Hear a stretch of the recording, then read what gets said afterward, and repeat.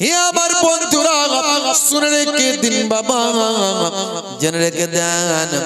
অনেক মানুষ নামাজি দেখতে পাওয়া যায়, দাড়িওয়ালা দেখতে পাওয়া যায়, কিন্তু ব্যবহারটা তার ভালো নয়।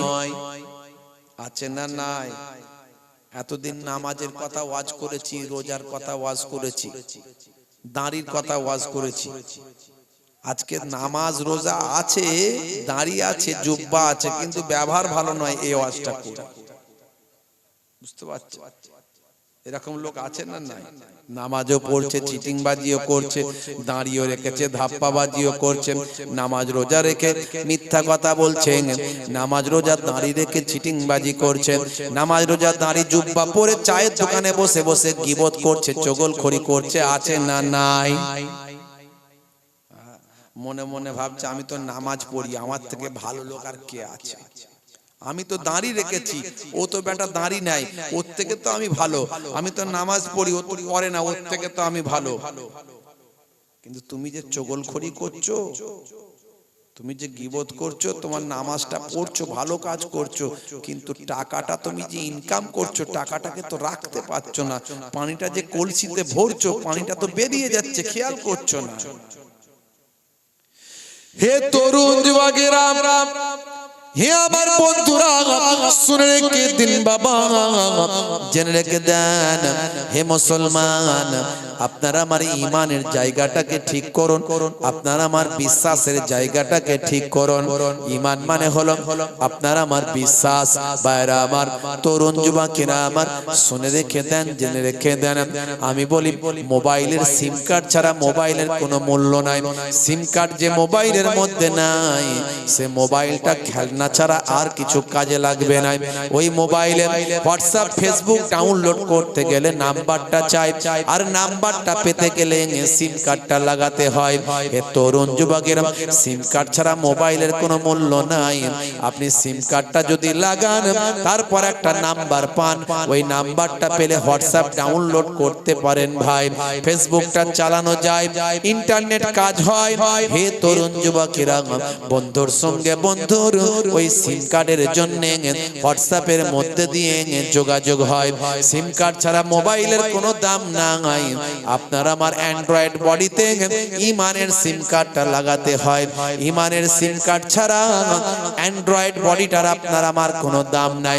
এই ইমানের সিম কার্ডটা লাগালে নামাজের অ্যাপ ডাউনলোড হয়। এই ইমানের সিম কার্ডটা লাগালে রোজা, হজ, যাকাতের অ্যাপটা ডাউনলোড হয়। তারপরে আপনার আমার এই অ্যাপগুলোর মধ্যে দিয়ে আল্লাহর সঙ্গে বান্দার যোগাযোগ হয়। তাহলে আপনাকে আমাকে ইমানের সিম কার্ডটা ঠিক রাখতে হবে। ইমানের সিম কার্ডে গন্ডগোল হলে কোনো কিছু কাজে লাগবে না। হে তরুণ যুবকেরা, হে আমার বন্ধুরা, হে আমার মুরব্বিয়ানেরা, শুনে রেখে দিন বাবা, সামান্য ভুল ভ্রান্তি আল্লাহ নবীদেরকেও ছাড়েনি। আমি আপনিকে হযরতে মুসা কালিমুল্লাহ, হে জওয়ান যুবকেরা, মুসা কালিমুল্লাহকে একজন জিজ্ঞাসা করলো, হুজুর বলুন তো দেখি, ও আল্লাহর মাহবুব বান্দা, শুনে রেখে দেন, জেনে রেখে দেন, এই জামানার সবচেয়ে জ্ঞানী মানুষকে? মুসা কালিমুল্লাহ বললেন, আমি হলাম পয়গম্বর, আমি হলাম নবী। এই জামানায় আমার থেকে জ্ঞানী মানুষ আর কে হতে পারে? আল্লাহ বললেন, হে নবী মুসা, শুনে রেখে দাও, জেনে রেখে দাও, তুমি বললে নিজেকে এই জামানার সবচেয়ে জ্ঞানী, কিন্তু না না না, আমি তোমার থেকেও জ্ঞানী মানুষ এই জামানায় আমি আল্লাহ বানিয়ে দিয়েছি। কে সে?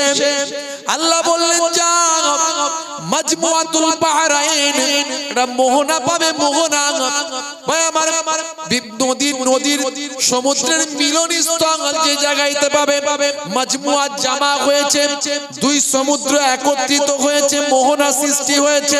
ওই মোহনায় চলে যাও, মাজমুআতুল বাহরাইনে চলে যাও, ওখানে গিয়ে একজন আমার বুজুর্গ বান্দাকে পাবে।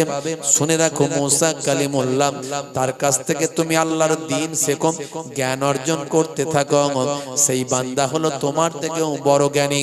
সেই বান্দা আর অন্য কেউ ছিল না, তিনি হলেন হযরতে খিজির আলাইহিস সালাম।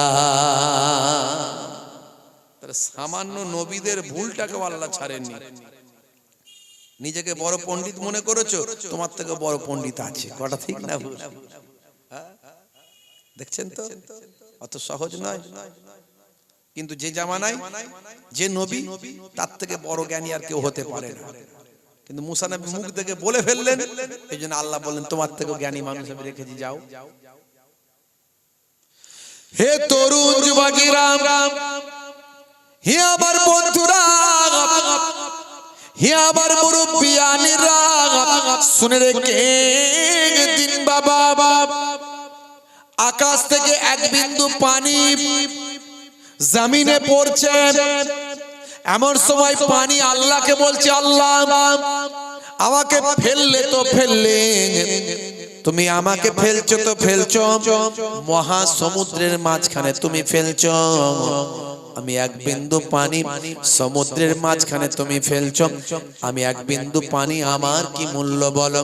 আয় আমার আল্লাহ, তুমি ফেলছো তো ফেলছো এক বিন্দু পানি, আমাকে এক ফোঁটা পানি, আমাকে তুমি মহা সমুদ্রের মাঝখানে ফেলছো, আমার কোনো মূল্য নাই, আমার কোনো দাম নাই। এই সমুদ্রের পানির কাছে আমার কোনো অস্তিত্ব নাই।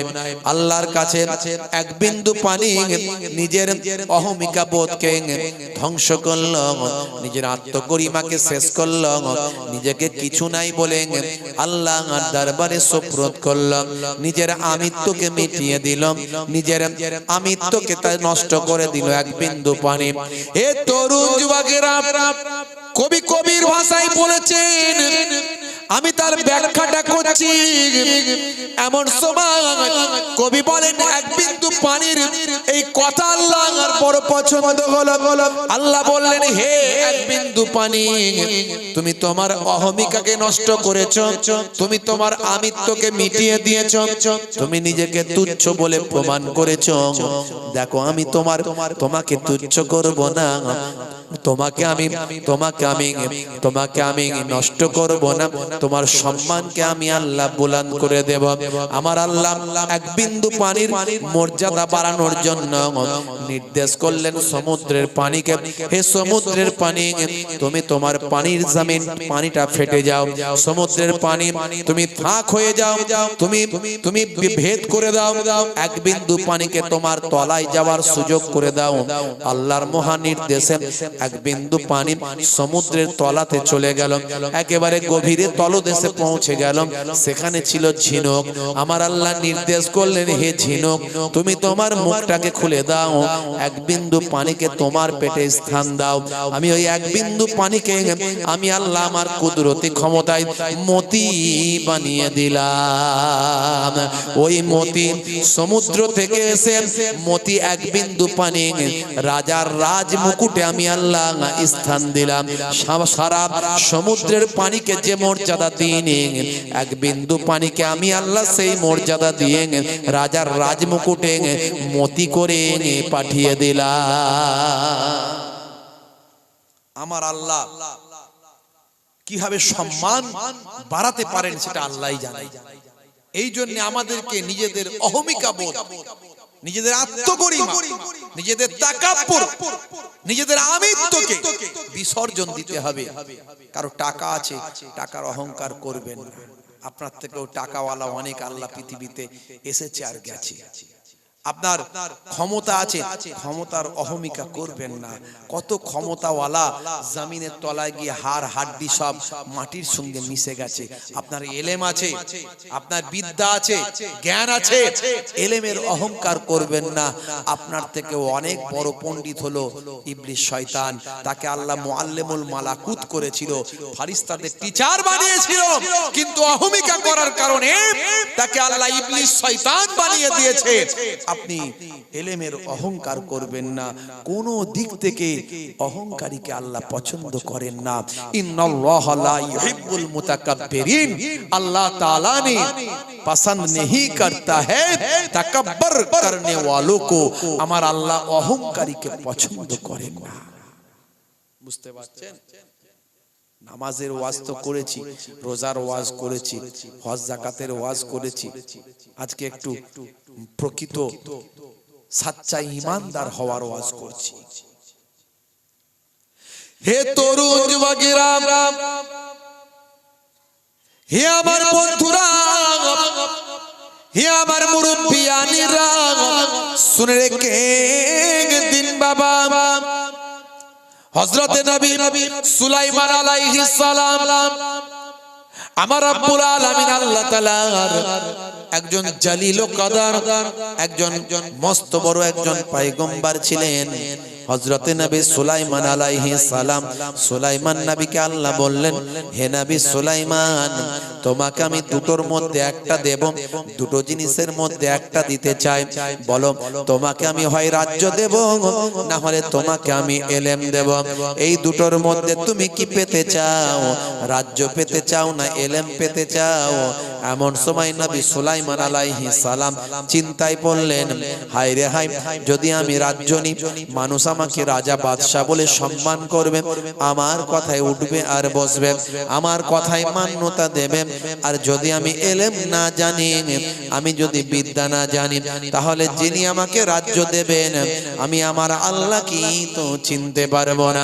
সেই সময় নবী সুলাইমান আলাইহিস সালাম আমার আল্লাহর দরবারে বললেন, আমার মাবুদ আল্লাহ, আমাকে রাজ্য দিতে হবে না, আমি রাজ্য চাই না, বাদশাহী পেতে আমার দরকার নাই, আমি বাদশাহী পেতে চাই না, তার বিনিময়ে আপনি আমাকে ইলম দান করুন, ইলম দান করুন, ইলম দান করুন, এমন ইলম দান করুন যাতে আমি আমার মাবুদকে চিনতে পারি,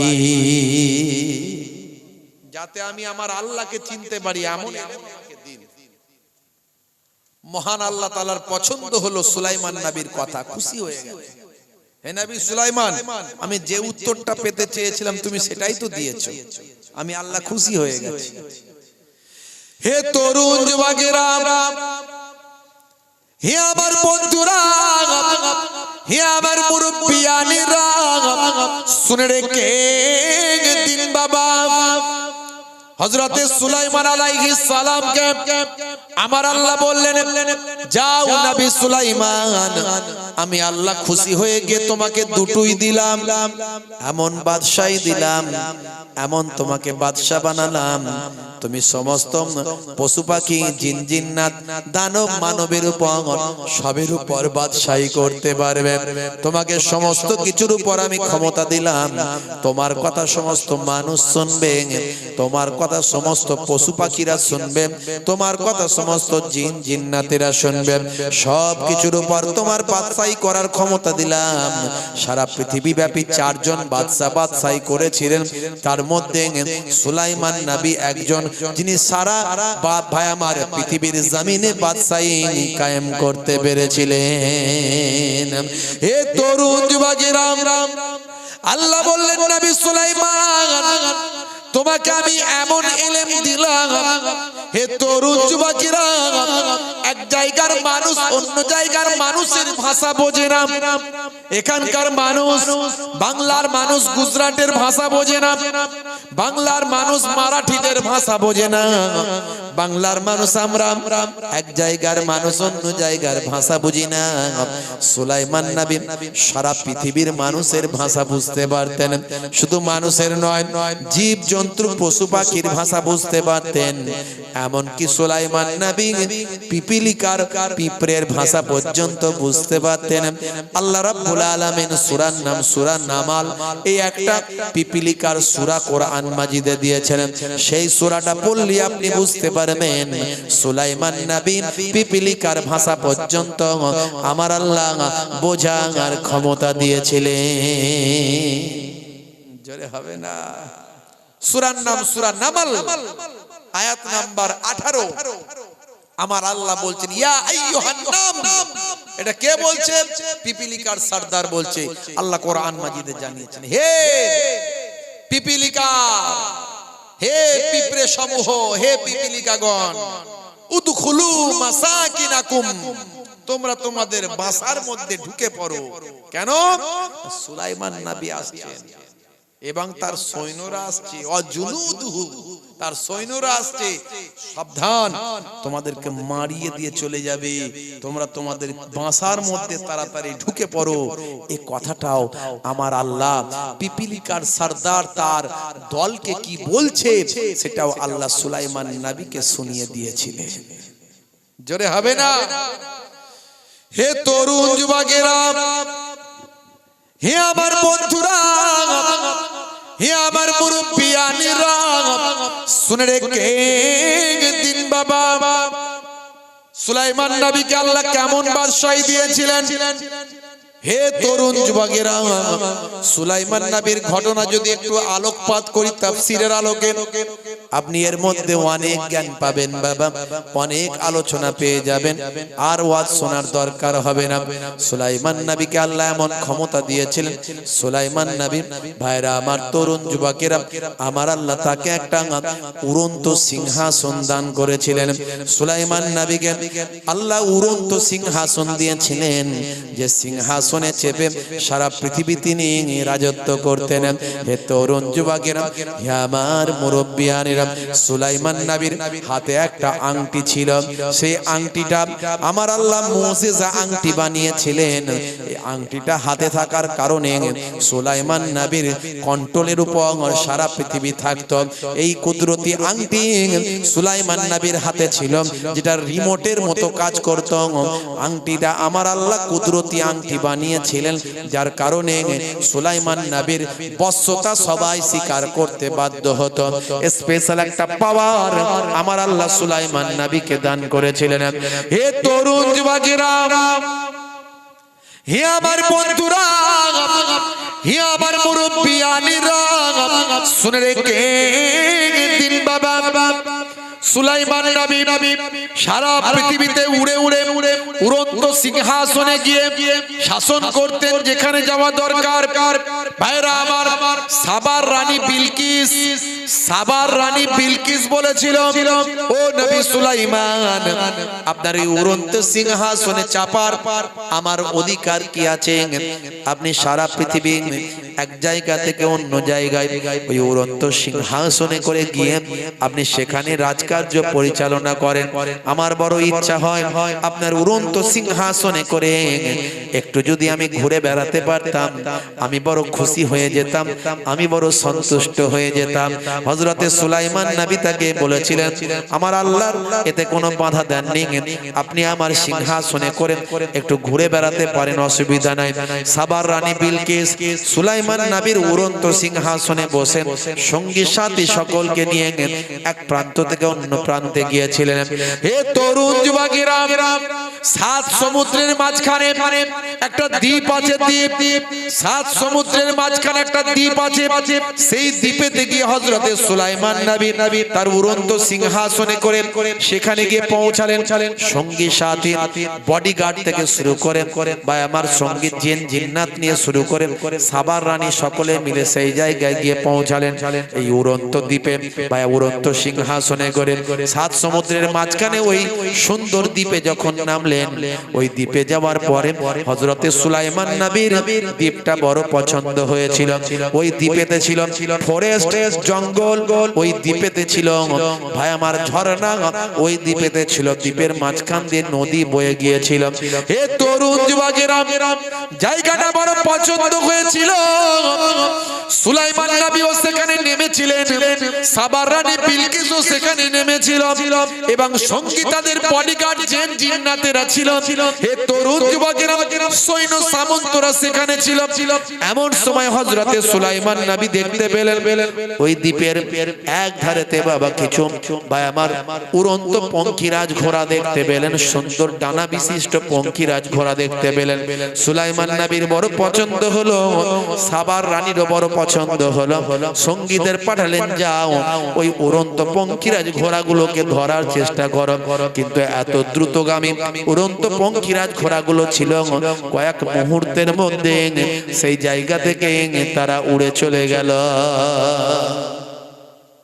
আমার আল্লাহ তাআলা কোরআন মাজিদে সুলাইমান নবীর এই উড়ন্ত পঙ্খিরাজ ঘোড়ার বর্ণনা করতে গিয়ে যদিও ডানাওয়ালা ঘোড়া ওখানে উল্লেখ করা হয়নি, ওখানে কোরআন মাজিদে বলা হয়েছে খুব দ্রুতগামী ঘোড়া, দ্রুতগামী ঘোড়া কথা আল্লাহ কোরআন মাজিদে ভাই আমার সুলাইমান নবীর কথা বলতে গিয়ে সেখানে বর্ণনা করেছেন।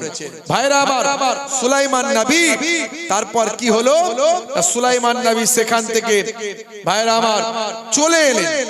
যেহেতু ওই উড়ন্ত ঘোড়াগুলোকে ধরা গেল না, সুলাইমান নবী সেখান থেকে চলে এলেন। চলে আসার পরে তারপর তার অধীনস্থ যে গোলাম জিনগুলো ছিল সেই জিনগুলোকে সুলাইমান নবী বললেন এখানে সামনে এসো তাড়াতাড়ি। জিনেরা এসে সেখানে উপস্থিত হলো। সুলাইমান নবী বললেন, হে জিনেরা শুনে রেখে দাও, জেনে রেখে দাও, আমি তোমাদের কাছে আমার একটা কথা আছে। কি কথা? না তোমাদেরকে একটা কাজ করতে হবে। কি কাজ করতে হবে হুজুর? না তোমাদেরকে ওই একটা কাজ করতে হবে। ওই উড়ন্ত আমি পঙ্খিরাজ সাদা সুন্দর ঘোড়া দেখেছিলাম, এটা আমি 7 সমুদ্রের মাঝখানে যে দ্বীপ যেখানে আমি ভ্রমণে গিয়েছিলাম, ওই ঘোড়াগুলো সেখান থেকে নিয়ে আসতে হবে, যে কোনো ভাবে তোমাদেরকে নিয়ে আসতে হবে। আমার বড় ভালো লেগেছে, পছন্দ হয়েছে। এমন সময় সেই অধীনস্থ ভাই আমার সুলাইমান নবীর কন্ট্রোলে থাকা জিনগুলো বলল, হুজুর আপনার তো কথা সারা পৃথিবীর সমস্ত সবকিছু শোনে, কিন্তু বদমাইশ জিনগুলো আপনার কথা শোনে না। আর আপনি তাদেরকে বলেছেন দেখে নেব, তোদেরকে শেষ করে ফেলবো। এই ভয়ে ওই সমুদ্রের কন্ট্রোলে থাকা বদমাইশ জিনগুলো সমুদ্রের তলায় লুকিয়ে আছে, ওরা আপনার ভয় বেরোতে পারে না। তো এখন ওই জিনগুলোই একমাত্র ধরে আনতে পারবে, কারণ ওরা আট ঘাট সব জানে, কোন জায়গার কি সিচুয়েশন ওরা জানে। ওরাই একমাত্র এই উড়ন্ত পঙ্খিরাজ ঘোড়াগুলোকে আনতে পারে। হুজুর আমরা তো ওই জায়গার আন্ডারে নয়, আমরা কি করে ধরে আনতে পারি? সুলাইমান নবী বললেন তাহলে কি করা যাবে? বলে হুজুর একটা ব্যবস্থা করা যেতে পারে। ওই যে বদমাইশ জিনগুলো লুকিয়ে আছে আপনার ভয়ে সমুদ্রের তলদেশে, ওদেরকে গিয়ে আমাদের খুঁজে বের করতে হবে। বের করে ওদের সর্দারকে আপনার কাছে ধরে নিয়ে আসবো, তারপরে আপনি সেই সর্দারকে দিয়ে পঙ্খিরাজ ঘোড়াগুলোকে আনাতে পারেন। সুলাইমান নবী বলেন তাই করো, তাড়াতাড়ি যে কোনো কৌশল অবলম্বন করে ওই সর্দার জিনকে আমার কাছে নিয়ে এসো। হে তরুণ যুবকেরা, হে আমার বন্ধুরা, হে আমার মুরব্বিয়ানেরা, শুনে রেখে দিন বাবা। হে মুসলমান একটু লক্ষ্য করুন। হযরতে সুলাইমান নবী পাঠিয়ে দিলেন তার অধীনস্থ জিনগুলোকে। সেই জিনগুলো চলে গেল সমুদ্রের কাছে কিনারায়। সেখানে গিয়ে জিনগুলো আওয়াজ দিয়ে জিনেদের সর্দারকে ডাকলো, হে সমুদ্রের তলায় লুকিয়ে থাকা জিনেদের সর্দার, ভয় পেও না, বেরিয়ে এসো। তোমরা যার ভয় করছিলে তার ভয় পাওয়ার আর কোনো দরকার নাই, আমরাও হলাম তোমাদের সঙ্গী জিন, আমরা আর ভয় পাই না। চলে এসো, চলে এসো, ভয় কেটে গেছে, তোমাদের জন্য সংবাদ আছে। এমন কথা শুনে ভাই আমার সমুদ্রের তলায় লুকিয়ে থাকা জিনেদের সর্দার তার দলবল নিয়ে বাইরে বেরিয়ে এলো। সেই সময় সুলাইমান নবীর অধীনস্থ জিনগুলো তাদের মধ্যে থেকে সর্দারকে পাকড়াও করে সুলাইমান নবীর সামনে হাজির করল। হে তরুণ যুবকেরা, সুলাইমান নবীর কাছে এসে সমুদ্রের তলায় লুকিয়ে থাকা ভাই আমার সেই জিনেদের সর্দার থরথর করে কাঁপতে লাগলো। সুলাইমান নবী বলল, ভয় নাই। হে বেয়াদব জিন, তোমার ভয় নাই, লুকিয়ে কতদিন থাকবে? হুজুর মাফ করবেন, গুস্তাখি মাফ করবেন, আমি তওবা করছি, ঈমান আনছি। বেটা ঈমান তো তোকে আনতেই হবে, তওবা তো তোকে করতেই হবে। তওবা করো, ঈমান আনো, আর আমি তোমাকে মাফ করতে পারি একটা কারণে, যদি আমার একটা নির্দেশ মানো। কি নির্দেশ মানতে হবে হুজুর? বলে হুজুর সেই সময় বললেন, বাবা ওই দ্বীপে, যে দ্বীপে আমি গিয়েছিলাম, 7 সমুদ্রের মাঝখানে যে সুন্দর দ্বীপ আছে, ওই দ্বীপে আমি উড়ন্ত পঙ্খিরাজ ঘোড়াগুলো দেখেছিলাম। ওই ঘোড়াগুলোকে তোমার দলবল নিয়ে ধরে আনতে হবে। যদি ধরে আনতে পারো তাহলে আমি তোমাকে ক্ষমা করে দেব। এমন কথা শুনে আল্লাহর নবীর কাছ থেকে তওবা করে ঈমান এনে ভাই আমার উড়ন্ত ঘোড়াগুলোকে জিন তার দলবল নিয়ে চলে গেল সমুদ্রের কন্ট্রোলে থাকা জিন। হে তরুণ যুবকেরা, তারা অতি সহজে কৌশল অবলম্বন করে উড়ন্ত ঘোড়াগুলোকে ধরে নিয়েছে সুলাইমান নবীর সামনে হাজির করলো। সুলাইমান নবী সেই ঘোড়াগুলোকে দেখে বড় খুশি হলেন। সাবার রানী বিলকিস একটা পছন্দ করলো ঘোড়া। সুলাইমান নবী তাকে একটা দিয়ে দান করে দিলেন, উপহার দিলেন। সুলাইমান নবীর সৈন্যদের বিভিন্ন স্টেজ ছিল, কোয়ালিটি ছিল। মানুষের সৈন্যের আলাদা ভাগ ছিল ভাই আমার। পশুদের মধ্যে কেন বাঘের দল আলাদা ছিল, সিংহের দল আলাদা ছিল, হাতির দল আলাদা ছিল, বিভিন্ন জীবজন্তুদের আলাদা আলাদা সব সৈন্যদের আলাদা দল ছিল। এমন সময় জেনেদেরও আলাদা সৈন্যের দল ছিল। সুলাইমান নবী আরেকটা দল বানালেন, যে দলেতে উড়ন্ত পঙ্কিরাজ ঘোড়াদের রাখলেন। সুলাইমান নবীর কন্ট্রোলে চলে এলো। আল্লাহ তার কুদরতি ক্ষমতা সুলাইমান নবীকে সবকিছু কন্ট্রোলের মধ্যে করে দিলেন। সূরার নাম সূরা সাদ। আপনি যদি 31 নম্বর আয়াত থেকে পড়তে থাকেন, সুলাইমান নবীর কন্ট্রোলে আমার আল্লাহ হাওয়া বাতাস ভাই আমার উড়ন্ত ঘোড়া থেকে শুরু করে যা কিছু দান করেছেন তার একটার পর একটা বর্ণনা করেছেন।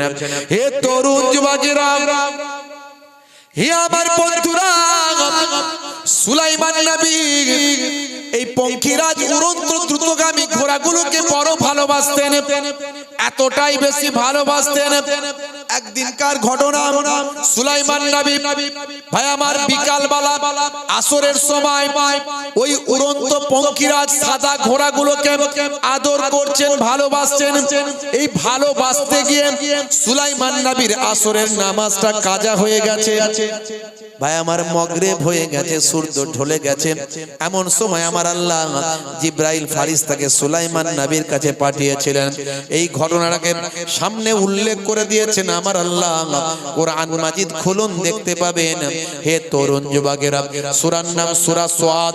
আমার আল্লাহ 31 নম্বর আয়াতে বলেছেন, ইজ উরিদা আলাইহিম বিল আশিয়। যখন ভাই আমার উপস্থিত হলো তাদের সামনে সন্ধ্যা ভাই আমার, বিল আশিয় সাফিনাতুল জিয়াদ।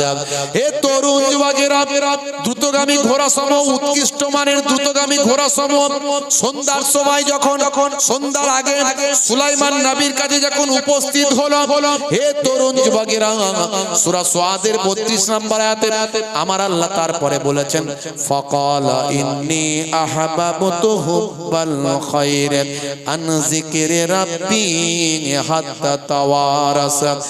হে তরুণ যুবকেরা, এখানে আল্লাহ রাব্বুল আলামিন বলছেন, তখন সে বলল, নিশ্চয় আমি তাদের ভালোবাসি। ভালোবাসাটা কেমন? সম্পদকে, এই সম্পদকে সে ভালোবাসে। আন যিকরি রাব্বি, আল্লাহর জিকির, আল্লাহর স্মরণের কারণে ভাই আমার, হাত্তা তাওয়ারাস। হে তরুণ যুবকেরা, বিল জিয়াদ, এখানে ওই দ্রুতগামী ঘোড়া এই যে আদর করতে করতে ভাই আমার সন্ধ্যা হয়ে গেছে, মগরিব হয়ে গেল। আমার আল্লাহ নারাজ হয়ে গেলেন। সম্পদকে বেশি ভালোবাসার কারণে এই দ্রুতগামী ঘোড়াগুলো চোখের সামনে থেকে সুলাইমান নবীর অদৃশ্য হয়ে গেল। যে সমস্ত কিছু জীবকুল সব সুলাইমান নবীর কন্ট্রোলে ছিল, কেবলমাত্র নামাজটা আসরের কাজা হওয়ার জন্য, সম্পদকে বেশি প্রাধান্য দেওয়ার জন্য, আল্লাহর নির্দেশটা ভুলে যাওয়ার জন্য, নামাজটা কাজা হওয়ার জন্য আমার আল্লাহ নারাজ হলেন। দ্রুতগামী ঘোড়াগুলো সুলাইমান নবীর চোখের আড়াল হয়ে গেল। আল্লাহ উল্লেখ করে দিয়েছে। তখন সে বলল, আমি আমার প্রতিপালকের স্মরণ হতে ধন সম্পদকে বেশি ভালোবেসে ফেলেছি, এমনকি সূর্য পর্দায় লুকিয়ে গেছে। ভাইরা আমার, চোখের সামনে থেকে অদৃশ্য হয়ে গেল। বিল জিয়াব বলা হয়েছে, বিল হিজাব। ভাই আমার, চোখের সামনে হিজাব, পর্দার আড়ালে চলে গেল। কি হলো? সূর্যটা ভাই আমার চোখের সামনের পর্দার আড়ালে চলে গেল। ভাই আমার, এই যে অন্ধকার হয়ে গেল, এই সময় জিব্রাইল ফারিস্তা আল্লাহ রাব্বুল আলামিন পাঠিয়ে দিলেন। জিব্রাইল ফারিস্তা এসে বললেন, হে নবী, আপনি নামাজ মিস করে ফেলেছেন। আপনার চোখের সামনে আপনি ওই সম্পদকে, ওই ঘোড়াগুলোকে বেশি প্রাধান্য দিয়েছেন। দিয়েছেন, নামাজ আপনার কাজা হয়ে গেছে, আল্লাহর আপনার চোখের সামনে থেকে এই যে পর্দা হয়ে গেছে, আড়াল হয়ে গেছে, এই অদৃশ্য হয়ে গেছে। ভাইরা আমার, এই ঘোড়াগুলো অদৃশ্য হয়ে গেছে, চলে গেছে। সুলাইমান নবী নিজের ভুলটা বুঝতে পারলেন, তারপরে কান্নায় রত হয়ে গেলেন, আল্লাহর দরবারে সিজদায় পড়ে গেলেন। সামান্য মানে একদিন মাত্র আসরের নামাজটা কাজা হয়ে গিয়েছিল সুলাইমান নবীর, আমার আল্লাহ বরদাস্ত করেননি।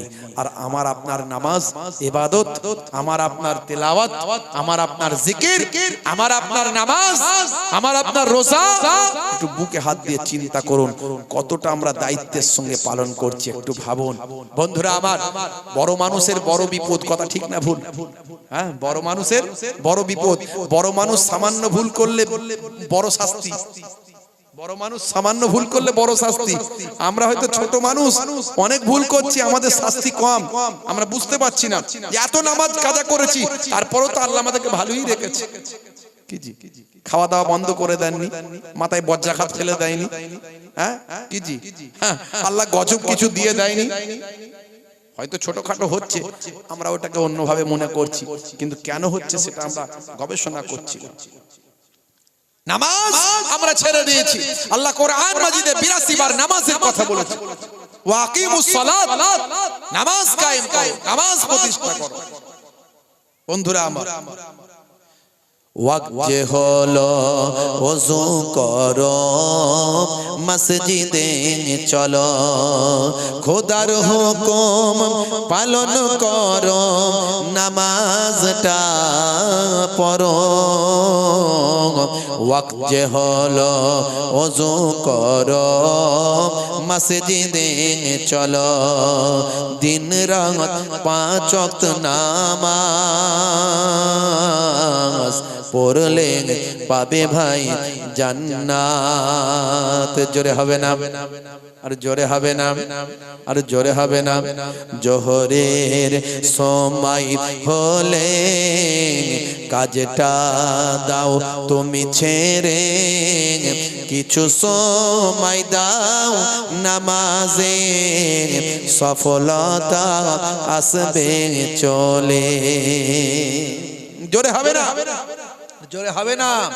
ফজরের সময় হলে মসজিদে যাও তুমি চলে, থেকো না বিছানায় শুয়ে, খোদা দেন রহমত ঢেলে। অনেকে তো ফজরের আজানই আমরা শুনতে পাই না, কথা ঠিক না ভুল? কখন যে আসসালাতু খায়রুম মিনান নাউম চলে যাচ্ছে, হ্যাঁ নিদ্রা অপেক্ষা নামাজ উত্তম। হুজুর শুনিনি, মাসখানেক হয়ে গেল আজানই শুনতে পাইনি। আমাদের অভ্যাস হয়ে গেছে রাত্রে 12টা 1টা 2টো না বাজলে আমরা ঘুমাই না, আর সকাল 8টা 7টা 9টা না বাজলে উঠি না। তাড়াতাড়ি ঘুমান, তাড়াতাড়ি উঠুন। 9টা থেকে 10টার মধ্যে এশার নামাজ পড়ে খেয়ে দিয়ে ঘুমিয়ে যান, ঠিক 5টার মধ্যে 4:30টার মধ্যে উঠে পড়ুন। তাহাজ্জুদের নামাজ পড়তে পারলে ভালো, যদি না পারেন ফজরের নামাজটা পড়ুন, ফরজ নামাজটা আদা করুন। দেখবেন মন, মানসিকতা, বিবেক, বুদ্ধি, জ্ঞান, শরীর, স্বাস্থ্য, কাজ কারবার, ব্যবসা বাণিজ্য সব আল্লাহ সুন্দরভাবে চালাচ্ছে। ফজরের নামাজটা পড়ুন। ইমাম সাহেবকে জিজ্ঞাসা করলে পাওয়া যাবে, হুজুর ফজরের নামাজে কজন হয়? বলে হুজুর মাঝে মাঝে আমি আর মুয়াজ্জিন, মাঝে মাঝে আমরা 3 জন, মাঝে মাঝে 2 জন, মাঝে মাঝে একাও হয়ে যায় হুজুর। আপাতত এখানে অনেক বেশি নামাজি আছে, কথা ঠিক না ভুল? মাগরিবের ওয়াক্ত আসিলে মসজিদে যাও তুমি চলে, কবরের আযাব থেকে মুক্তি প্রভু দেবে। আর জোরে হবে না? এশার সময় হলে অবহেলা না তুমি করে, নামাজে যাও তুমি চলে, হাসরে মুক্তি পাবে। ওয়াক্ত যে হলো ওযু করো মসজিদে চলো, খোদার হুকুম পালন করো, নামাজটা পড়ো। ওয়াক্ত যে হলো ওযু করো মসজিদে চলো, দিন রাতে 5 ওয়াক্ত নামাজ পড়লে পাবে ভাই জান্নাত। জোরে হবে না? আরে জোরে হবে না? দেখুন হযরতে সুলাইমান নবীর আসরের নামাজটা কাজা হয়ে গেছে। জিবরাইল ফেরেশতা এসে বলছে, দেখুন আপনার কাছ থেকে চলে গেছে পঙ্খিরাজ ঘোড়া, আপনার সেই প্রিয় ঘোড়ার আপনার কথা শুনে না। আল্লাহ নারাজ হয়ে গেছে। সুলাইমান নবী বুঝতে পারলেন, ঝরঝর করে কাঁদতে লাগলেন, তওবা করতে লাগলেন, ইস্তেগফার করতে লাগলেন, আল্লাহর কাছে রোনাজারি করতে লাগলেন। হে তরুণ যুবকেরা, হে আমার বন্ধুরা, হে আমার মুরব্বিয়ানেরা, শুনে রেখে দিন বাবা, এখান থেকে একটা ভাবনা, একটা চেতনা, একটা নলেজ, একটা শিক্ষা আমাদের গ্রহণ করা দরকার আছে না নাই? হে তরুণ যুবকেরা, ভুল আপনার আমারও হতে পারে। আপনি যখনই বুঝতে পারবেন ভুল হয়ে গেছে, তখনই আল্লাহর কাছে ইস্তেগফার করুন, ক্ষমা প্রার্থনা করুন। আমার আল্লাহ কোরআন মাজিদে বলেছেন, ইয়া আইয়ুহাল্লাযীনা আমানু তুবু ইলাল্লাহি তাওবাতান নাসুহা। হে ঈমানদারেরা, হে বিশ্বাসী বান্দারা, তোমরা আমি আল্লাহর কাছে তওবা করো, অন্তর থেকে তওবা করো। অন্তর থেকে তুমি যখন তওবা করবে, অন্তর থেকে যখন তাওবাতান নাসুহা করবে, আমি আল্লাহ তোমাদের তওবাকে কবুল করব। লা তাকনাতু মির রাহমাতিল্লাহ। বান্দা তোরা আমার রহমত থেকে নিরাশ হয়ে যাস না।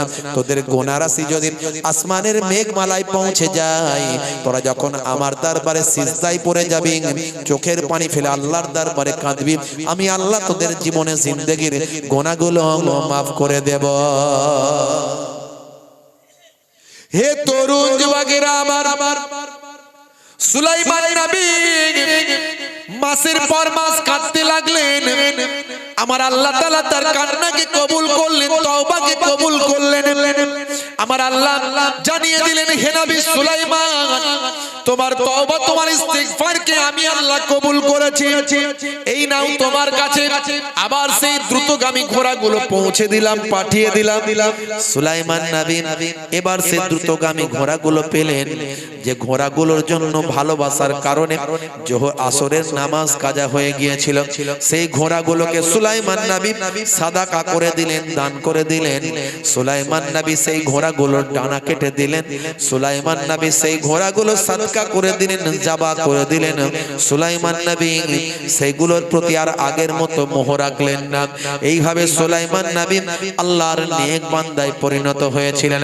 হে তরুণ যুবকেরা, একটা বদমাইশ জিন ছিল, জিন, যে সুলাইমান নবীর আংটিটা ঝেড়ে নেওয়ার চেষ্টা করত।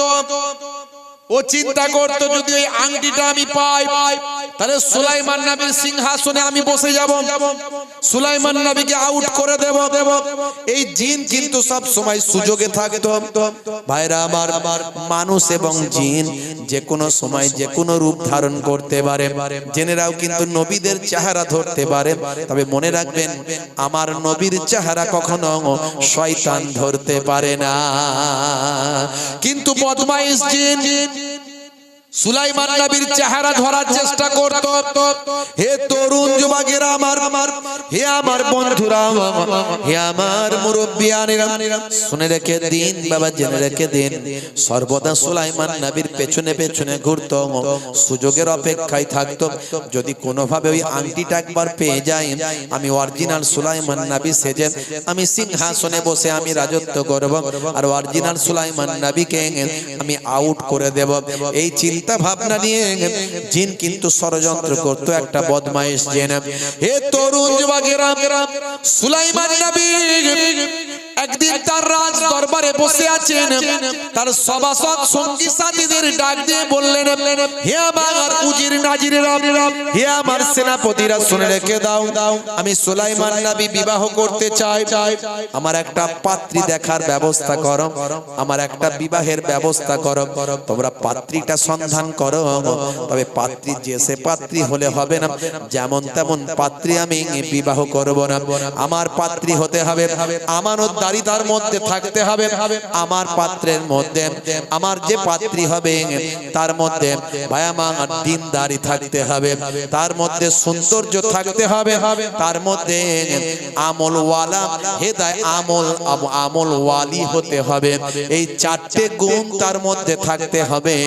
তার মধ্যে দিনদারি, আমানতদারি, আমলওয়ালি আর সুন্দরী, এই চারটে গুণ যার মধ্যে থাকবে, এমন গুণ ওলি নারীকে আমার পাত্রী হিসাবে গ্রহণ করব। আচ্ছা, যাকে তাকে বিবাহ করা যাবে? সংসারে শান্তি হবে? বলেন। এখন তো যে যাকে পারে পছন্দ হলি হলো, দেখতে সুন্দর হলি হলো, মানে এদিকে মেয়েটা শুধু সুন্দর খোঁজে, দেখতে সুন্দর, আর ছেলেটা খোঁজে শুধু উপায় করে কিনা, ইনকাম করে কিনা। ছেলে যদি ইনকাম করে আর কিছু দেখার দরকার নাই, যা হবে হবে। ওই ইনকাম যখন করছে ওর সঙ্গে বিয়ে হবে। কথা ঠিক না ভুল? ভাইরা আমার, তরুণ যুবকেরা আমার, মুরব্বিয়ানেরা আমার, এখন ওটা দেখে, ছেলেরা শুধু ইনকাম করছে কিনা দেখে নাই। আর মেয়েদের বেলায় দেখা হয় কি? দেখা হয় মেয়েটা সুন্দরী কিনা, ব্যাস। মেয়েটার কোনো গুণ আছে কিনা, হ্যাঁ, নামাজ ইবাদত বন্দেগী আছে কিনা, আমানতদারি আছে কিনা। ভাইরা আমার, তরুণ যুবকেরা আমার, এই কোনো কিছু দেখা এখন খুব কম মানুষ ওগুলো দেখে। এখন শুধু সুন্দরীটা দেখে নাই, সুন্দর কিনা দেখে নাই। ভাইরা আমার, তরুণ যুবকেরা আমার, মুরব্বিয়ানেরা আমার, শুনে রেখে দেন, জেনে রেখে দেন, মুসলমান আপনি যখন আপনার বিবাহের দরকার হবে, আপনি মেয়েদের কটা জিনিস দেখবেন, কোন জিনিসগুলো লক্ষ্য করবেন। এখন দিনকাল খুব খারাপ, বিয়ের পরে দেখবেন অল্প দিনের মধ্যে কি হলো না, ভাই আমার, মেয়েটা শ্বশুর বাড়িতে গিয়ে কদিনের মধ্যে শুধু স্বামীকে বলছে আর ভালো লাগছে না, আর পারছি না একসঙ্গে থাকতে, এবার একটু আলাদা থাকতে চাই, আলাদা থাকার ব্যবস্থা করো। খালি আলাদা হয়ে যেতে চাই, অল্প দিনের মধ্যে আলাদা হয়ে যেতে চাই। বুড়ো শ্বশুর শাশুড়িকে আর ভালো লাগে না। কথা ঠিক না ভুল? ভাইরা আমার, তরুণ যুবকেরা আমার, মুরব্বিয়ানেরা আমার, আর অল্প দিনের মধ্যে এই যে ফয়েজ, এই ফয়েজ আসছে কোথা থেকে? এই ফয়েজ আসছে শ্বশুর বাপের বাড়ি থেকে। আমি এই জন্য বলি, ছেলের যখন বিয়ে দেবেন, আপনারা মেয়ে দেখেন, আমি বলবো মেয়ের মাকে আগে ভালো করে দেখবে, মেয়ের মাটা ভালো কিনা। মেয়ের মা যদি ভালো হয়, গাছ ভালো হলে ফল ভালো হবে। আর ছেলে যখন দেখবেন, ছেলেটাকে আপনি দেখবেন কি কি দেখবেন? ছেলেটার মধ্যে দিনদারি, আমানতদারি আছে কিনা, ইমানদার কিনা, নামাজি কিনা, এগুলো যদি আপনি দেখতে পান, ভাইরা আমার, তাহলে জানবেন ছেলেটা ভালো হবে। মুসলমান এখন সব লোকে দেখছে না, এখন দেখছে মেয়েরা সুন্দর কিনা, ওটা দেখে নিচ্ছে, সৌন্দর্য দেখছে। আর ছেলেটার বেলায় কি দেখছে? ছেলেটার বেলায় দেখছে যে ইনকাম করে কিনা। ইনকাম করলেই ব্যাস হয়ে গেল, আর কিছু লাগবে না। ভাইরা আমার, তরুণ যুবকেরা আমার, খুব সাবধান। অল্প দিনের মধ্যে এই জন্য এত গন্ডগোল শুরু হয়ে যাচ্ছে, এত অশান্তি শুরু হয়ে যাচ্ছে, সংসারে শান্তি নাই। আল্লাহর নবী বলেছেন, মেয়েদের চারটে জিনিস তোমরা দেখে বিবাহ করো।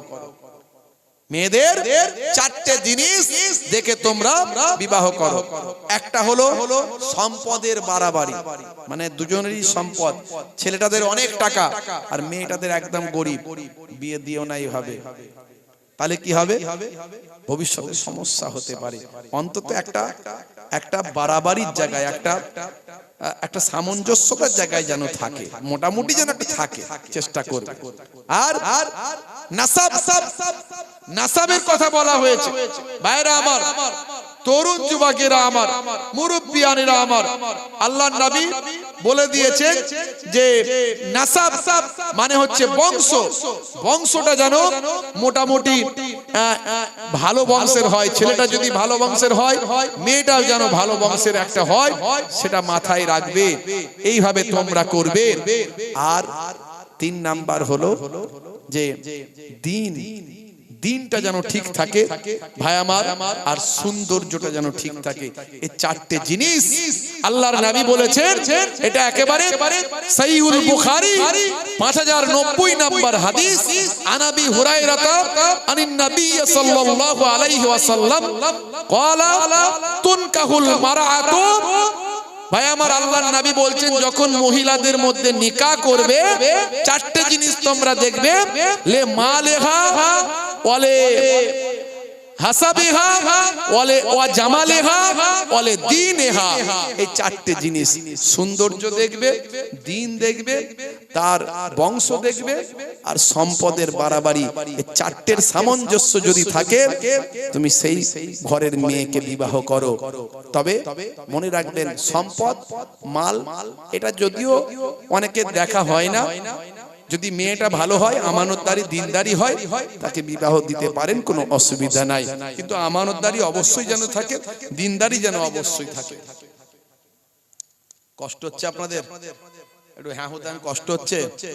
শেষ করে দেবো না হবে একটু? একটা ঘটনার মাধ্যমে আমি আপনাদের কাছে তুলে ধরছি বক্তব্যটা, খুব সংক্ষেপে বলবো। হে তরুণ যুবকেরা, সুলাইমান নবী তাহলে বিবাহ করবেন।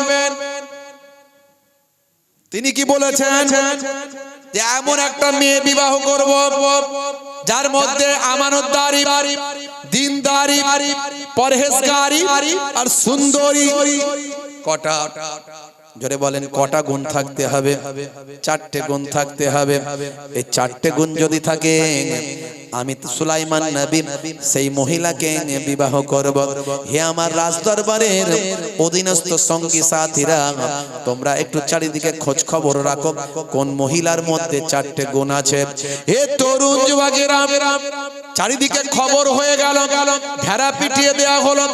সুলাইমান নবী একদিকে নবী, আর একদিকে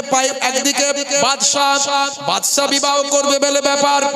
হে তরুণ যুবকেরা, হে আমার বন্ধুরা, হে আমার মুরব্বিয়ানেরা, সেই পথ দিয়ে যখন যাচ্ছিল সৈন্যরা, ভাই আমার এই ঘোষণা যখন দিচ্ছিল, সেই ঘোষণা কানে এলো একজন ভাই আমার জেলে মানুষের, একজন জেলে মাছ ধরে, সেই মাছ ধরে জেলে বাড়ির দিকে ফিরছিল। সে শুনতে পেল সুলাইমান পয়গম্বর বিবাহ করবেন, তার যে নারীর মধ্যে, যে মহিলার মধ্যে 4টে গুণ থাকবে, সেই মহিলাকে তিনি বিবাহ করবেন। এমন কথা শুনে জেলের মনে হলো, আমার বাড়িতে একটা মহিলা আছে, আমার মেয়ে আছে, আমার মেয়ের মধ্যে 4টে গুণই তো আছে। জোরে হবে না? জোরে হবে না? কিন্তু জেলের মেয়েকে কি আর বাদশা বিয়ে করবে? কি কথা ঠিক না? না বলা যাবে? আর জেলের মেয়ে বলতে পারবে, জেলে বলতে পারবে বাদশাকে যে আমার একটা মেয়ে আছে, যেগুলো আপনি চাইছেন, যে গুণগুলো চাইছেন সবই আমার মেয়ের মধ্যে আছে, বিবাহ করুন? বলতে পারবে? তবু তো আশা একটা জন্মেছে, যখন এই 4টে গুণের কথা বলেছে, 4টে গুণই আছে, হ্যাঁ, তাহলে আশা তো একটা জন্মেছে। ঘরে গিয়ে স্ত্রীকে বলছে, শুনেছো? বলে কি হয়েছে? বলে সুলাইমান পয়গম্বর বাদশা বিবাহ করবে, এই ধরনের মেয়ে হলে তিনি বিবাহ করবেন। হ্যাঁ গা, আমাদের মেয়েটা তো, আমার ঘরের মেয়েটা তো আছে গো, এই 4টে গুণই তো আছে আল্লাহ করে, তো আমার মেয়ের একটু বার্তাটা কি পাঠানো যাবে না সুলাইমান নবীর কাছে? তখন মায়েরা তো বেশি চালাক হয়, কথা ঠিক না ভুল? মায়েরা বেশি সচেতন হয় দেখবেন বাপেদের থেকে। একদম চুপ করো, এসব কথা বলে নাকি? কোথায় বাদশার সঙ্গে, কোথায় তুমি জেলের মেয়ে? জানটা দেবে নাকি? হ্যাঁ, জানটা দেবে? বিপদ ডেকে নিয়ে আসছো ঘরে, একদম এসব কথা যেন না বাইরে বেরোয়, কাউকে বলবে না এসব কথা, চুপ করে যাও যেমন শুনেছো। এখন মেয়ে শুনে ফেলেছে কথাটা, মেয়ে শুনে ফেলে, মেয়ে খুব আল্লাহর নেক বান্দি, আমানতদারি, দিনদারি, পরহেজগারি, ভাই আমার, বাইরে বেরোয় না, পর্দার মধ্যে থাকে, তার চেহারা দ্বিতীয় কোনো পুরুষ দেখেনি, এমন আল্লাহর নেক বান্দি। যদিও আপনার জন্য পর্দা করা ফরজ, এই পর্দা কতটা করবেন সেটা নিয়ে অনেক ইখতিলাফ আছে ভাই আমার। তাহলে কি মেয়েরা পড়াশোনা করবে না? নিশ্চয়ই করবে। শিক্ষা দীক্ষা করবে না? নিশ্চয়ই করবে। নারীদের মধ্যে থেকে শিক্ষায় এগিয়ে আসতে হবে, না হলে মুসলিম সমাজ ভাই আমার ডেভেলপমেন্ট করতে পারবে না। একটা নারী শিক্ষিত হওয়া মানে একটা সমাজ শিক্ষিত হওয়া, একটা পরিবার শিক্ষিত হওয়া। আজকাল আমরা পর্দার জন্য আমাদের ঘরের স্ত্রীদেরকে সবসময় খুঁজি, আমরা কোথায় লেডি ডক্টর আছে, লেডি ডক্টর আমরা খুঁজি, আর আমাদের ঘরের মেয়েদেরকে যদি আমরা ডক্টর না করি তাহলে আমরা লেডি ডক্টর পাবো কোথায়? কথা ঠিক না ভুল? তবে হ্যাঁ, আপনার ঘরের মেয়েটা ডাক্তার হোক, হায়ার এডুকেশন লাভ করুক, কিন্তু পর্দার মধ্যে থেকে, হেফাজতের মধ্যে থেকে নিশ্চয় পারবে। আর সুলাইমান নবীর ক্ষেত্রে ওই মহিলা আরো অনেক বেশি আমানতদারি, আরো অনেক বেশি পরহেজগারি তার মধ্যে ছিল। তো এমন সময় তরুণ যুবকেরা, ওই মহিলা আল্লাহর কাছে সিজদায় পড়ে গেল, আল্লাহ আমার মধ্যে তো এই গুণগুলো সবই আছে, কিন্তু আমি গরিব, আমি জেলের ঘরের মেয়ে, আল্লাহ তুমি আমার দোয়া কি কবুল করবে না? আজ পর্যন্ত আমি দ্বিতীয় কোনো পরপুরুষের চেহারা দেখিনি, আজ পর্যন্ত আমি তোমার নির্দেশকে অমান্য করিনি, তোমার এক ওয়াক্ত নামাজ কাজা করিনি, তোমার হুকুমের আমি অবাধ্য হইনি। আল্লাহ হয় তুমি আমার বিবাহটা সুলাইমান নবীর সঙ্গে দাও, এই অবস্থায় দাও। সুলাইমান নবী যদি ধনী হওয়ার কারণে আমাকে বিবাহ করতে সমস্যা হয়, তাহলে সুলাইমান নবীকে গরিব বানিয়ে দাও, গরিব বানিয়ে আমার সঙ্গে বিবাহ দাও। ওই মহিলা দোয়া চাইছে, বুঝতে পারছেন? হয় ধনী অবস্থায় আমার সঙ্গে বিবাহ দাও, আর ধনী অবস্থায় যদি বিবাহ হতে অসুবিধা হয় তাহলে সুলাইমান নবীকে গরিব বানিয়ে আমার সঙ্গে বিয়ে দাও। কি মারাত্মক দোয়া বলুন দেখিনি। এখন ওই মহিলা আল্লাহর দরবারে দোয়া চেয়েছে, আমার আল্লাহর দরবারে দোয়া কবুল হবে না হবে না গো? হবে, দোয়া কবুল। বুঝতে পারছেন? ওই জেন তো সবসময় সুযোগে আছে, কখন আংটিটা ঝেড়ে নেবো, বুঝতে পারছেন? জেন সবসময় সুযোগে আছে। হে তরুণ যুবকেরা, হে আমার বন্ধুরা, হে আমার মুরব্বিয়ানিরা, শুনে রেখে দিন বাবা, সুলাইমান নবী কোন এক সময় নিজের আংটিটা খুলে নিজের ভাই আমার অধীনস্থ এক লোকের হাতে দিয়ে একটু বাইরে গেছেন, একটু বাইরে সামান্য একটু প্রয়োজনে গেছেন। এমন সময় সুযোগে ছিল ওই জেনটা সুলাইমান নবীর চেহারা ধরল, চেহারা ধরে এসে বলল, কই তাড়াতাড়ি আমার আংটিটা দিয়ে দাও। ভাই আমার ওই অধীনস্থ লোকটি ভাবলো নিশ্চয় সুলাইমান নবী ফিরে এসেছেন, সঙ্গে সঙ্গে আংটিটা তাকে দিয়ে দিয়েছেন। তিনি আংটিটা পরে নিলেন, নিয়ে বললেন, শোনো, একটা আমার মতো সুলাইমান নবী বেরিয়েছে, সে আমার রাজত্ব কেড়ে নিতে চায়, সে মানুষকে ভুল পথে পরিচালনা করতে চায়, সে আমার শত্রু।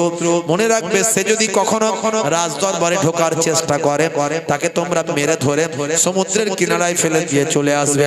মনে রাখবে, এটা কিন্তু চারিদিকে ঘটছে। আমি তোমাদের সতর্ক করলাম এবং অর্ডার দিলাম। হে তরুণ যুবকেরা, আমার ওই জিন সুলাইমান নবীর চেহারা ধরে সিংহাসনে বসলো এবং এই অর্ডার যখন দিল, কিছু সময় পরে অরিজিনাল সুলাইমান নবী যখন ফিরে এসে বলল, বাবা আমার আংটি দাও। সেই সময় বলে, কার আংটি? আপনি কি সুলাইমান? বলে হ্যাঁ।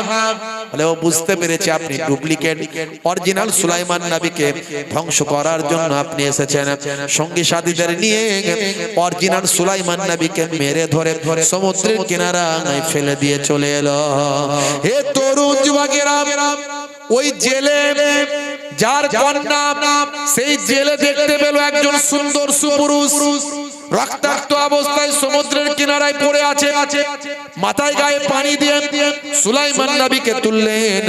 সুলাইমান নবীর সেন্স এলো, উঠে বসলেন, কিন্তু এত আঘাত পেয়েছিলেন আল্লাহর কুদরতি ক্ষমতায় তার পূর্বের সমস্ত কথাগুলো তিনি ভুলে গিয়েছিলেন। তিনি যে পয়গম্বর ছিলেন, তিনি যে নবী, এই সব কিছু তিনি ভুলে গিয়েছিলেন। এমন সময় জেলে হযরতে সুলাইমান নবীকে বাড়িতে নিয়ে এলেন, কয়েকদিন ট্রিটমেন্ট করলেন, সুস্থ হলেন সুলাইমান নবী। সুলাইমান নবীর আমানতদারি, নামাজি, পরহেজগার তার জীবন জিন্দেগি চলাফেরা দেখে জেলের বাড়ির সকলে পছন্দ করল। জেলে পছন্দ হলো, জেলে খুশি হলেন। এত ভালো ছেলে, কিন্তু তার পূর্বের কথা কিছু মনে নাই, কোথায় বাড়ি, কোন ঠিকানা কিছু বলতে পারছে না। হে তরুণ যুবকেরা, সুলাইমান নবীকে বললেন, বাবা ছেলে, আমার একজন সঙ্গী দরকার মাছ ধরার জন্য। ইদানিং আমার মাছ ভালোই উঠছে, একজন সঙ্গী লাগতো, তুমি কি আমার সঙ্গী হবে? তোমাকে আমি 200 টাকা করে দেব, তৎকালীন মুদ্রা 200 মুদ্রা করে তোমাকে দেব। চলো বাবা, যদি তুমি যতদিন পারো থাকো আমার বাড়িতে, কোনো আপত্তি নাই, তোমাকে আমি অর্থ দেব। তোমার মতো ইমানদার পরহেজগার ছেলে আমার সৌভাগ্য যে আমি পেয়েছি। যতদিন না তুমি তোমার পূর্বের কথা মনে করতে পারো, ততদিন পর্যন্ত তুমি আমার বাড়িতেই থাকতে পারো। চলো আমার সঙ্গে কাজ করবে, আর তোমাকে অর্থ দেব, তুমি আমার সঙ্গে আমার ব্যবসাতে সঙ্গী হয়ে যাও। এইভাবে সুলাইমান নবী 1টা বছর কাটিয়ে দিলেন। ওদিকে বদমাইশ জিন রাজত্ব করছে, এর ফলে দেশের অবস্থা খারাপ হলো, দেশের ডেভেলপমেন্ট নষ্ট হলো, দেশের উন্নতির ব্যাঘাত ঘটল, দেশের মধ্যে অরাজকতা সৃষ্টি হলো, সাধারণ মানুষ পেরেশান হয়ে গেল। একটা ভালো জিন সন্ধান করতে লাগলো, দেখি তো ব্যাপারটা কি। অরিজিনাল সুলাইমান নবী হলে তো দেশের অবস্থা এমন হতো না। দেখি সুলাইমান নবী কি করছেন, তিনি এই সমস্ত সমস্যাগুলোর মোকাবেলা কেন করছেন না। রাজদরবারে গিয়ে সিংহাসনে যখন একটা ভালো জিন গিয়ে, সুলাইমান নবীর ভক্ত জিন গিয়ে যখন খবর নিল, গিয়ে দেখে হাই রে হাই, সুলাইমান নবীর চেহারা ধরে একটা জালেম বদমাইশ জিন সেখানে রাজত্ব করছে। বুঝতে পারছে ভাইরা আমার, এসব ঘটনাগুলো শুনলে জান ঠান্ডা হয়ে যায়, মন জুড়িয়ে দেয়, অনেক শিক্ষা জ্ঞান এখান থেকে পাওয়া যায়। হে তরুণ যুবকেরা, এদিকে 1 বছর হয়ে গেছে সুলাইমান নবীর। বন্ধুরা আমার, এমন সময় 1টা বছর পার হয়ে গেছে, সকলে আশাচ্যুত হয়ে গেছে, পরিবেশ বদলে গেছে, অবস্থা পাল্টে গেছে। ওই জেলের কন্যা সেও আর ওই চিন্তা ছেড়ে দিয়েছে যে সুলাইমান নবীকে বিবাহ করার স্বপ্ন যেটা দেখেছিলেন, চিন্তা করছেন আল্লাহ হয়তো কবুল করেননি। হে তরুণ যুবকেরা, 1 বছর পর এমন সময় জেলে চিন্তা করল, আমার কন্যার তো বিবাহ দিতে হবে। এত সুন্দর ঘরে একটা ছেলে পেয়েছি, যদি এই ছেলেটার হাতে আমার কন্যাকে তুলে দিই তাহলে অন্তত আমরা নিশ্চিত হতে পারবো। স্ত্রীর সঙ্গে পরামর্শ করলো, ছেলেটা ভালো দেখো বলে আলোচনা করে দেখো।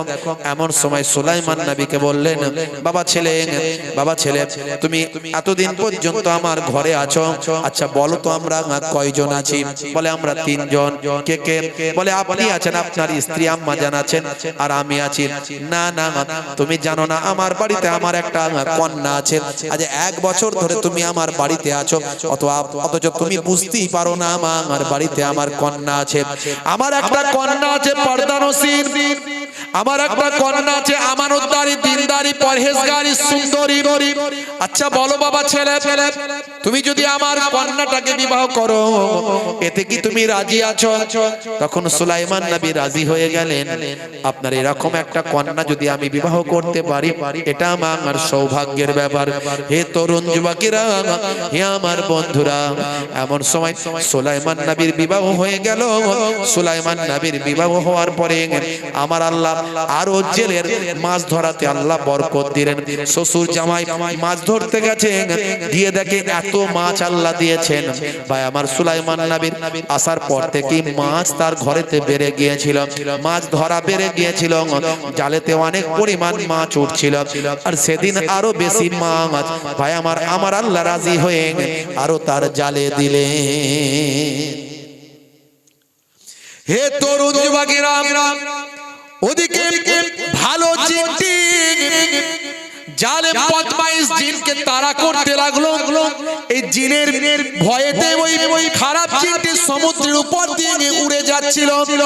সেই সময় আল্লাহর কুদরতি ক্ষমতায় তার হাতের আংটিটি সমুদ্রে পড়ে গেল। বিশাল বড় একটা মাছ ওই সমুদ্রের আংটিটি মাছ খেতে গিয়ে আংটিটি খেয়ে ফেললো। আল্লাহর কুদরতি ক্ষমতা, ওই জেলের জালেতে অন্যান্য মাছেদের সঙ্গে সেই মাছটা উঠে গেল। ভাইরা আমার, ওই জেলে সব মাছগুলোকে বিক্রি করলো, অনেক উপার্জন হলো, কিন্তু বড় মাছটা বাড়িতে নিয়ে এলো। মনে মনে ভাবছে আমার কন্যার বিবাহ হয়েছে, আমার জামাইয়ের জন্য নতুন মাছটা নিয়ে যায়, আজকে রান্না করে সবাই খাবে। হে তরুণ যুবকেরা, হে আমার বন্ধুরা, আল্লাহর কুদরত বোঝাতে ভাইরা আমার, তরুণ যুবকেরা আমার, কিতাবের মধ্যে দেখতে পাওয়া যায় মাল্লাহুল মাওলা ফারাহুল কুল। বান্দা যখন আল্লাহর হয়ে যায়, কুল মাখলুকাত তার গোলাম হয়ে যায়। মান কানা লিল্লাহি কানা আল্লাহু লাহু। যে বান্দা আল্লাহর হয়ে যায়, স্বয়ং আল্লাহ তার হয়ে যান। হে তরুণ যুবকেরা, হে আমার বন্ধুরা, হে আমার মুরব্বিয়ানিরা, ওই বড় মাছটি নিয়ে সুলাইমান নবী এবং তার শ্বশুর বাড়িতে ফিরে এলেন। সুলাইমান নবীর শ্বশুর ওই জেলে তার মেয়েকে বললেন, হে আমার মা, আজকে তুমি নিজে হাতে এই মাছটি রান্না করো। জামাইয়ের জন্য তো তেমন কিছু খেদমত আমরা করতে পারিনি, গরিব মানুষ, এই বড় মাছটি তুমি নিজে হাতে রান্না করে তুমি জামাইয়ের জন্য ব্যবস্থা করো, জামাইকে বড় মাছ দিয়ে আজকে খাওয়া দাওয়া করাও। এমন সময় নিজে হাতে সেই কন্যা মাছটিকে কাটাকাটি করতে গিয়ে আল্লাহর কুদরতি সেই মুজিজা আংটিখানা মাছের পেট থেকে ফিরে পেল।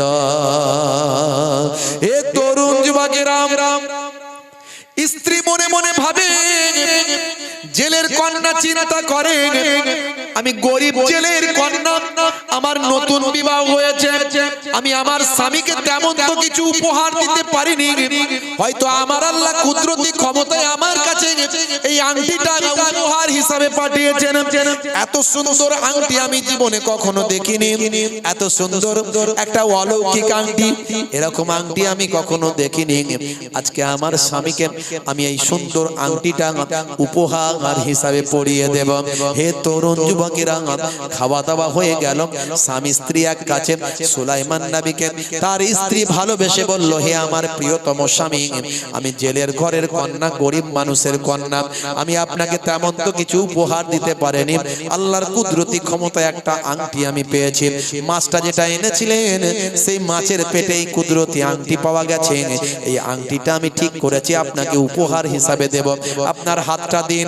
হাতটা নিয়ে আংটিটা যখন পরিয়ে দিলেন, আল্লাহর কুদরতি আংটি যখন সুলাইমান নবীর হাতে ফিরে গেল, আবার সে পূর্বের সমস্ত কিছু স্মরণ শক্তি তৎক্ষণাৎ আমার আল্লাহ সুলাইমান নবীকে ফিরিয়ে দিলে। জোরে হবে না, জোরে হবে না। সুলাইমান নবীর মনে পড়ে গেল সব কিছু ইতিহাস।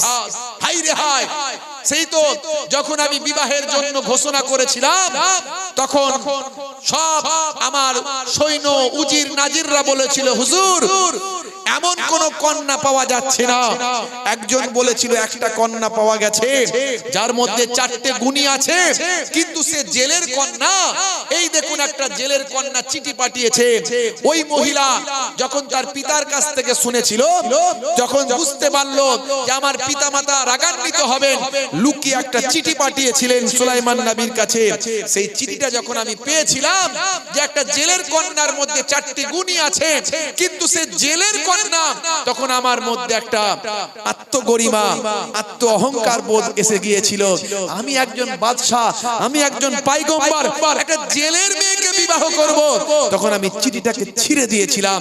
সব মনে পড়ে গেল। হাই রে হাই, আমার আল্লাহ ওই জেলের কন্যার দোয়াকে কবুল করে সুলাইমান নবীর বাদশাহী শেষ করে দিয়ে সুলাইমান নবীকে গরিব বানিয়ে জেলের বাড়ির মেহমান করে ওই মহিলার আমানতদারি, দিনদারি, পরহেজগারিকে কবুল করে সুলাইমান নবীকে স্বামী হিসাবে গ্রহণ করার শক্তি দিয়েছিলেন। জোরে হবে না, জোরে হবে না। এই জন্যে বাবা বড় মানুষের সামান্য ভুলটাকে আল্লাহ ছেড়ে দেননি। আমরা অনেক ভুল করছি, হয়তো বুঝতেই পারছি না, আল্লাহ আমাদেরকে ছেড়ে দিচ্ছেন। অহংকারী তাকাব্বরি আল্লাহ পছন্দ করেন না। সামান্য অহমিকা বোধ সুলাইমান নবীর এসেছিল, চিঠিটাকে ছিঁড়েছিলেন।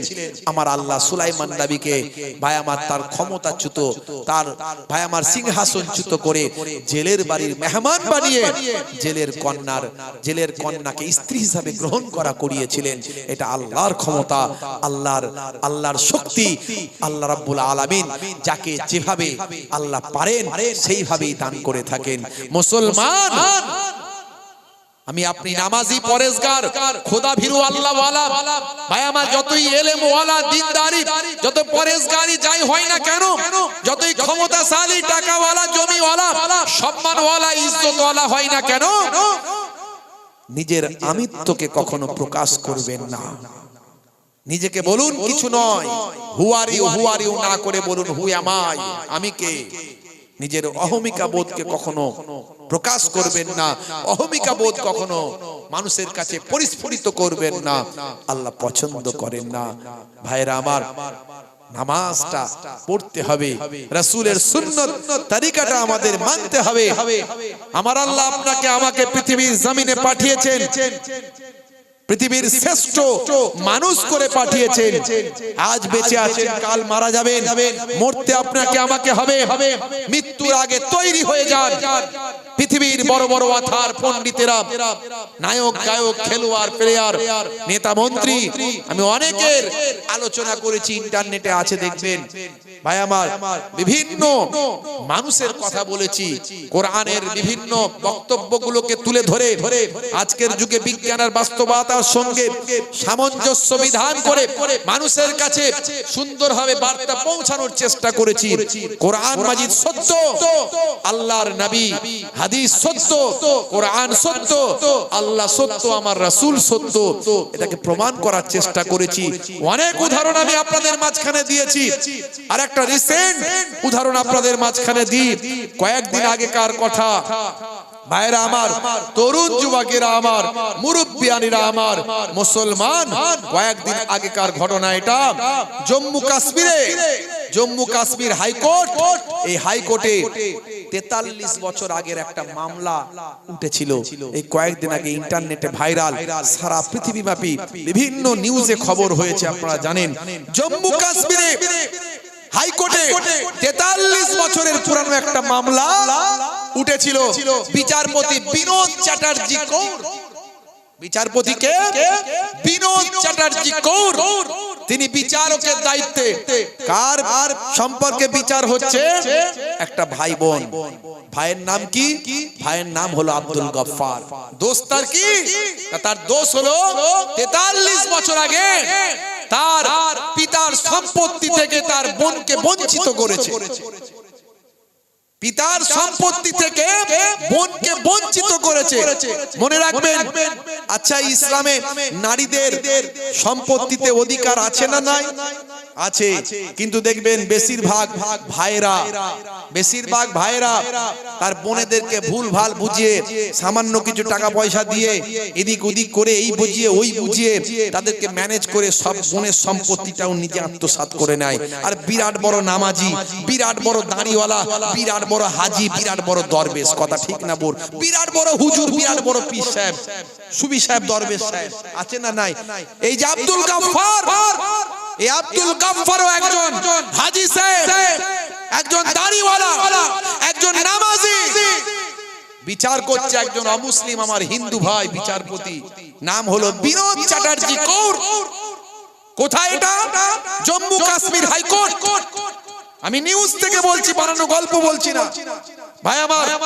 বিচারপতি ওই হাজি সাহেবকে বলছেন, হে হাজি সাহেব, আব্দুল গফফার সাহেব, আপনি এত বড় একজন ধার্মিক লোক, নামাজি, দাঁড়িয়ে আছে, হাজি সাহেব, আপনার সব ব্যাপারে ধর্ম মানেন, আর যখন বোনের, কন্যার, মেয়েদের অধিকার দিতে হবে তখন ধর্মটা কোথায় যায়? কেন আপনার কোরআনে কি বলা নাই? আপনার কোরআনে বলা নাই যে কন্যার অধিকার দিতে হবে, বোনের অধিকার দিতে হবে? আপনার এই রায়কে দেওয়ার জন্য আমি কোরআন পড়েছি, আপনার এই রায়টা দেওয়ার জন্য আমি কোরআন পড়েছি। আপনি কি পড়েননি সূরা নিসা?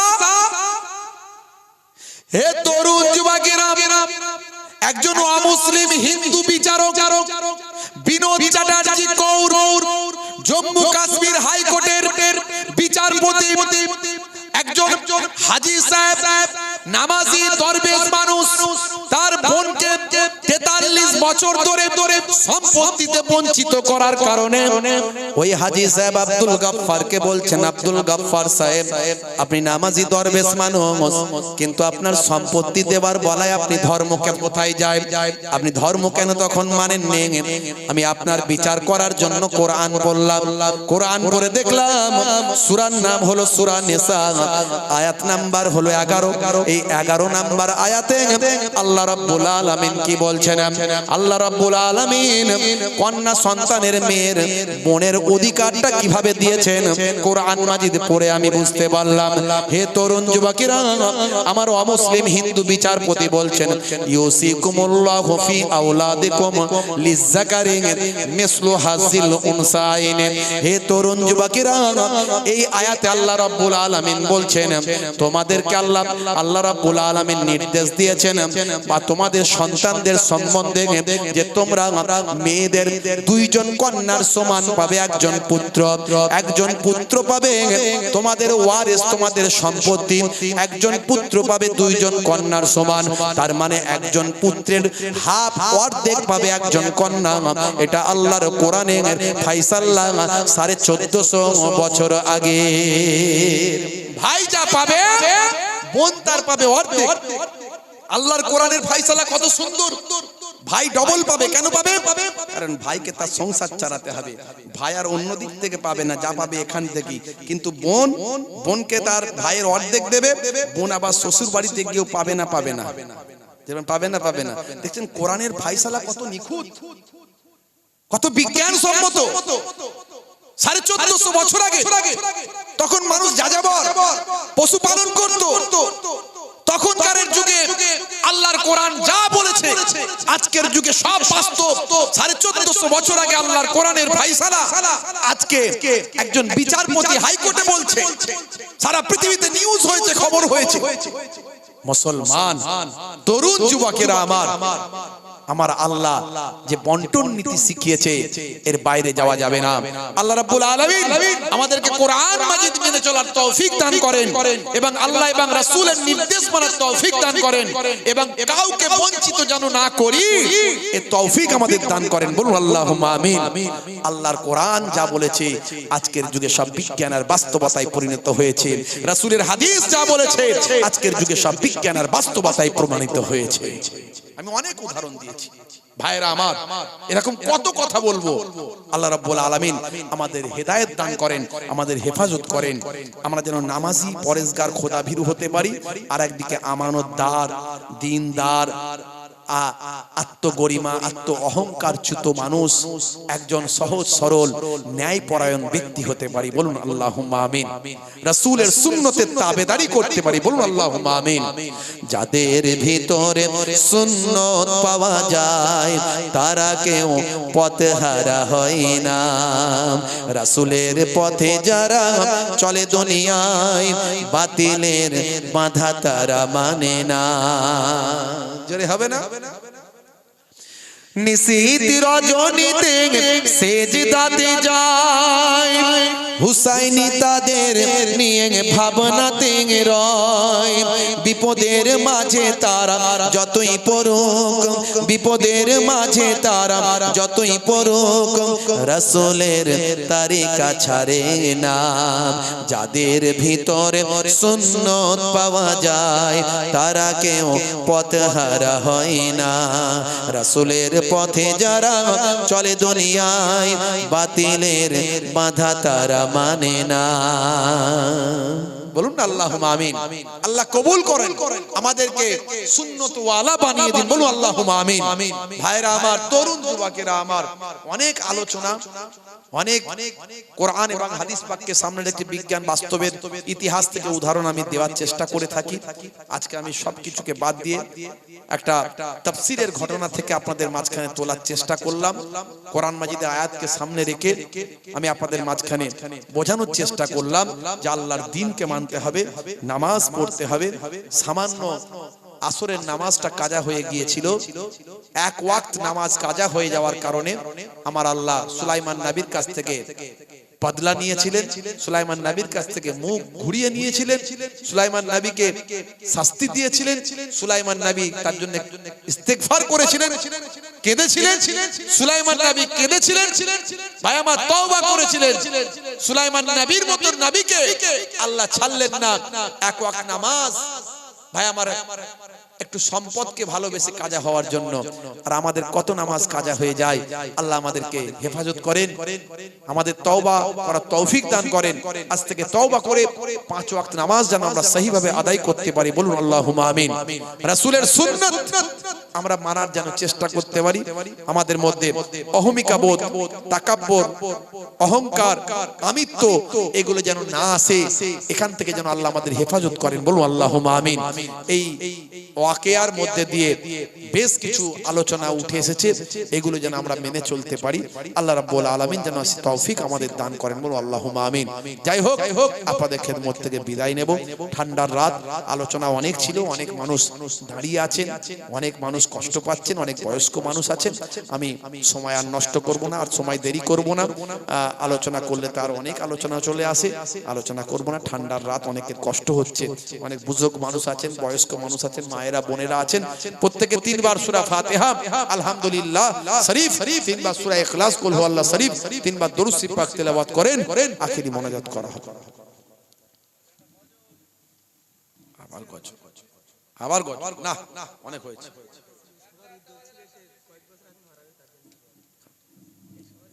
ঠিক আছে,